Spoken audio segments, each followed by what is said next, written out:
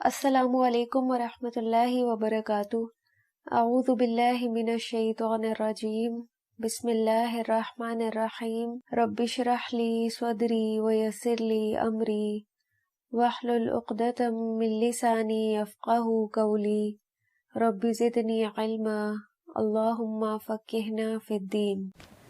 نوحہ و بین، آپ اس سے اچھی طرح سے واقف ہوں گے۔ یہ ہمارے معاشرے کی ٹرمز نہیں ہیں، بلکہ یہ زمانہ جاہلیت سے یہ خرافات چلی آ رہی ہیں۔ نوحہ کیا ہوتا ہے؟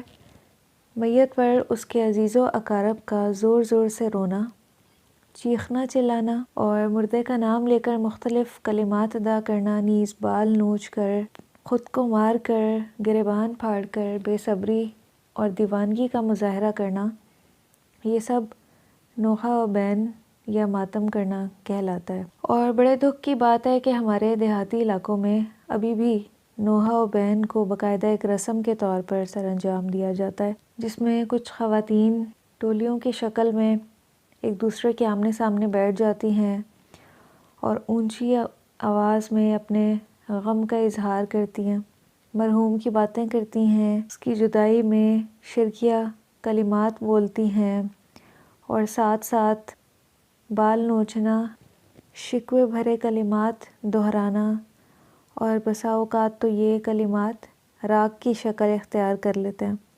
یہی صورتحال اسلام سے قبل عرب میں بھی تھی، عرب کے جاہل معاشرے میں۔ پھر ہم ان سے مختلف تو نہ ہوئے۔ ہم یہ سوچتے ہیں کہ آج ہم نے اتنی ترقی کر لی ہے، لیکن اگر دیکھا جائے تو ان معاملات میں ہم انہی جیسے ہیں۔ تو پھر ایسی ترقی کا کوئی فائدہ نہیں ہے جو ہمیں اخلاق نہ سکھا سکے۔ اور ایسا کر کے ہم کیا کرتے ہیں؟ کیا اللہ کے فیصلے سے بیزاری کا اظہار کرتے ہیں، یا ہم اپنا لوٹنا بھول کر اس طرح کے کام سر انجام دیتے ہیں کہ ہم نے بھی تو ایک دن پلٹ کر انہی کے پاس جانا ہے؟ یہ تو بہت عارضی سا گیپ ہے۔ ہم نے بھی تو اس دنیا میں ہمیشہ نہیں رہنا۔ ایسا رویہ عام طور پہ انسان کا تب ہوتا ہے جب اس کے دل میں دنیا کی بہت زیادہ محبت ہو، جب وہ اس دنیا کو ہی سب کچھ سمجھ لے، جبکہ یہ عارضی ٹھکانہ ہے، اصل گھر تو آخرت کا ہے۔ ہم سب اسی کی کوشش کے لیے یہاں پہ آئے ہیں۔ غم کے موقع پر رونا ایک بالکل فطری امر ہے، مگر اس کو غیر اختیاری طور پر استعمال کرنا چاہیے۔ وہ کس طرح کہ جب کوئی ہمارا پیارا اس دنیا سے چلا جاتا ہے تو دل غمگین ہوتا ہے، آنکھوں سے آنسو جاری ہوتے ہیں۔ یہ چیز اختیار میں نہیں ہے۔ اختیار میں کیا ہے؟ ہم جو اپنی زبان سے الفاظ ادا کرتے ہیں وہ ہمارے اختیار میں ہے۔ تو ایسے موقع پہ غم کے اظہار میں حد سے تجاوز کرنا کہ وہ نوحہ یا بین کی شکل اختیار کر لے اور زبان بے قابو ہو جائے، تو اس سے بہت سختی سے روکا گیا ہے۔ ایسا کر کے دراصل کیا ہو رہا کہ اللہ کی تقدیر کی خلاف ورزی کی جا رہی ہے۔ نوحہ و بین کرنے سے ہم کیا اظہار کرتے ہیں کہ ہم اللہ کے اس فیصلے پہ راضی نہیں ہیں، ہم نے اس کو قبول نہیں کیا، جبکہ اللہ تعالیٰ نے تو ہمیں تقدیر کو ماننے، اس پر مطمئن اور راضی رہنے کا کہا ہے۔ تو ہمیں پھر اپنے آپ کو دیکھنا ہے کہ ہم کہاں جا رہے ہیں۔ ابن عمر رضی اللہ عنہ سے روایت ہے کہ نبی صلی اللہ علیہ وسلم نے سعد بن عبادہ رضی اللہ عنہ کی بیماری میں ان کی عیادت کی، اور آپ کے ساتھ کچھ مزید صحابہ کرام بھی موجود تھے۔ سعد رضی اللہ عنہ سے مل کر نبی صلی اللہ علیہ وسلم رو پڑے۔ بس جب لوگوں نے نبی صلی اللہ علیہ وسلم کو روتے ہوئے دیکھا تو وہ بھی رو پڑے۔ تو اس پر آپ نے فرمایا کہ کیا تم سنتے ہو، یقیناً اللہ تعالیٰ آنکھ کے آنسو اور دل کے غم پر عذاب نہیں دے گا، لیکن آپ نے اپنی زبان کی طرف اشارہ کر کے فرمایا کہ اس کی وجہ سے عذاب دے گا یا رحم کرے گا، متفقن علیہ۔ کیونکہ غم کے موقع پہ دل کا غمگین ہونا اور آنکھوں سے آنسو جاری ہونا یہ تو ایک فطری امر ہے، لیکن زبان سے بسا اوقات ایسے کلمات ادا کیے جاتے ہیں جو اللہ تعالیٰ کو انتہائی ناراض کرتے ہیں، تو زبان کو اپنے قابو میں رکھنا چاہیے۔ نبی صلی اللہ علیہ وسلم کے بیٹے ابراہیم رضی اللہ عنہ کی وفات پر آپ صلی اللہ علیہ وسلم کی آنکھوں سے آنسو جاری ہو گئے، تو عبد الرحمن بن عوف رضی اللہ عنہ نے آپ سے عرض کیا کہ آپ بھی روتے ہیں یا رسول اللہ؟ تو آپ صلی اللہ علیہ وسلم نے فرمایا کہ اے ابن عوف، یہ رحمت اور شفقت ہے، اور اس کے بعد آپ دوبارہ رو پڑے اور فرمایا کہ بے شک آنکھیں آنسو بہاتی ہیں اور دل غمگین ہے، لیکن ہم وہی بات کہیں گے جس پر ہمارا رب راضی ہو، اور اے ابراہیم، ہم تیری جدائی پر یقیناً غم زدہ ہیں۔ ایسے موقع پہ جو فطری غم ہے اس سے منع نہیں کیا گیا۔ نبی صلی اللہ علیہ وسلم نے اس معاملے میں عورتوں کو خصوصی تنبیہ کی ہے، کیونکہ اسلام میں کسی بھی قسم کے جاہلانہ طرز عمل کی بالکل کوئی گنجائش نہیں ہے۔ نبی صلی اللہ علیہ وسلم نے فرمایا کہ لوگوں میں دو کفریہ باتیں پائی جاتی ہیں، ایک نسب کا طعنہ دینا اور دوسرا میت پر نوحہ کرنا۔ یہ مسلم کی روایت ہے۔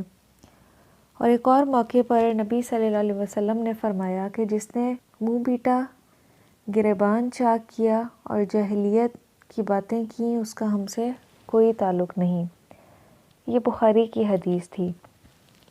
تو نوحہ خوانی جیسی رسم مردوں کی نسبت عورتوں میں زیادہ پائی جاتی ہے، کیونکہ وہ برادری کی دوسری خواتین کے ساتھ مل کر بڑھ چڑھ کے اس طرح کے کام کرتی نظر آتی ہیں، اور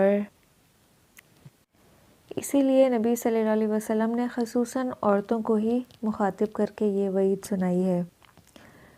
بلکہ یہاں تک ہے کہ بیان کرنے والی عورت اگر مرنے سے پہلے توبہ نہیں کرے گی تو اسے قیامت کے دن گندھک کا پاجامہ اور کھجلی کا کرتا پہنایا جائے گا۔ یہ حدیث کے الفاظ ہیں، مسلم کی یہ حدیث ہے۔ گندھک جو ہے اگر جسم کے ساتھ لگ جائے تو یہ بہت ہی باعث اذیت ہوتا ہے، کیونکہ یہ ساتھ چپک جاتا ہے۔ سیدہ عائشہ رضی اللہ عنہا سے روایت ہے کہ نبی صلی اللہ علیہ وسلم کے پاس زید بن حارثہ، جعفر اور ابن رواحہ رضی اللہ عنہما کے شہید ہونے کی خبر آئی تو آپ صلی اللہ علیہ وسلم غمگین ہو کر بیٹھ گئے۔ تو فرماتی ہیں کہ میں دروازے کی دراڑ سے دیکھ رہی تھی کہ ایک شخص آپ صلی اللہ علیہ وسلم کے پاس آیا جس نے جعفر رضی اللہ عنہ کے گھر کی عورتوں کے رونے کا ذکر کیا، تو آپ نے حکم دیا کہ ان کی گریہ ازاری سے جا کر انہیں منع کرو کہ وہ ایسا نہ کریں۔ چنانچہ وہ گیا اور اس نے واپس آ کر عرض کیا کہ وہ نہیں مانتی۔ آپ نے دوبارہ فرمایا کہ انہیں منع کرو۔ چنانچہ جب وہ تیسری بار آیا تو آپ نے کیا فرمایا کہ جاؤ اور ان کے منہ میں خاک جھونک دو، یعنی انہیں سختی سے منع کرو۔ یہ بخاری کی حدیث ہے۔ روز قیامت صرف ہم سے سوال نہیں ہوگا بلکہ ہمارے اعضاء سے بھی سوال ہوگا کہ ہم ان سے کس طرح کے کام لیتے رہے۔ تو اللہ کے حضور زبان تو کچھ غلط بیانی کر سکتی ہے، لیکن ہمارے اعضاء بالکل سچ بیان کر دیں گے۔ تو کیا ہم وہاں پہ چاہیں گے کہ اللہ کے سامنے ہمارے اعضاء ہمارے اس طرح کے عیب کھولیں؟ ہم میں سے کوئی بھی اس طرح نہیں چاہے گا۔ تو ہمیں آج ہی اپنے ان اعضاء کو اللہ کی اطاعت میں لگانا ہے، کوشش کر کے ہمیں ان کو اللہ کی اطاعت میں لگانا ہے۔ جب یہ پوری طرح اللہ کی اطاعت میں لگ جائیں گے تو ہم کوئی بھی خلاف شریعت کام کرتے ہوئے ہچکچائیں گے۔ وہ بندہ مومن جو مسلسل اپنے اعضاء سے اللہ کی اطاعت کے کام لیتا ہے، وہ آہستہ آہستہ اللہ کا اتنا مقرب بن جاتا ہے کہ اس کے بارے میں ایک حدیث ہے کہ اللہ سبحانہ و تعالیٰ پھر اس کا کان، آنکھ اور زبان بن جاتے ہیں۔ یعنی اس سے کیا مراد ہے کہ وہ پھر ان اعضاء سے اللہ کی اطاعت اور فرما برداری کے کام ہی کرتا ہے، اللہ کی نافرمانی کے کام نہیں کرتا۔ یہ اللہ کی اطاعت کا سب سے اعلیٰ مقام ہے کہ جسم کے تمام اعضاء اللہ کی اطاعت میں لگ جائیں، اللہ کی فرما برداری میں لگ جائیں۔ اور ایسا تب ہی ممکن ہے جب ہم اپنی زندگی کا سب سے اولین مقصد اللہ کی رضامندی کو بنا لیں، کہ میں نے اپنے رب کو راضی کرنا ہے۔ جب ہمارا یہ مقصد ہوگا زندگی کا تو پھر ہمیں کوئی کام بھی مشکل نہیں لگے گا۔ خوشی خوشی پھر ہم اللہ کی اطاعت کریں گے بھی اور نافرمانی کے کاموں سے بھی بچیں گے۔ ایک صحابیہ جنہوں نے نبی کریم صلی اللہ علیہ وسلم سے بیعت کی تھی، وہ روایت کرتی ہیں کہ ہم سے آپ صلی اللہ علیہ وسلم نے جن کاموں کا عہد لیا تھا ان میں یہ بھی شامل تھا کہ ہم آپ صلی اللہ علیہ وسلم کی نافرمانی نہیں کریں گی، چہرہ نہیں نوچیں گی، واویلا نہیں مچائیں گی، گریبان چاک نہیں کریں گی اور نہ ہی بالوں کو پراگندہ کریں گی۔ یہ سنن ابی داؤد کی روایت ہے۔ یہ نوحہ اور بین اس قدر ناپسندیدہ ہے کہ اس کی وجہ سے میت کو عذاب میں مبتلا کیا جاتا ہے۔ نبی صلی اللہ علیہ وسلم نے فرمایا کہ جس شخص پر نوحہ کیا جاتا ہے اسے اس نوحہ کی وجہ سے عذاب دیا جاتا ہے۔ یہ بخاری کی روایت ہے۔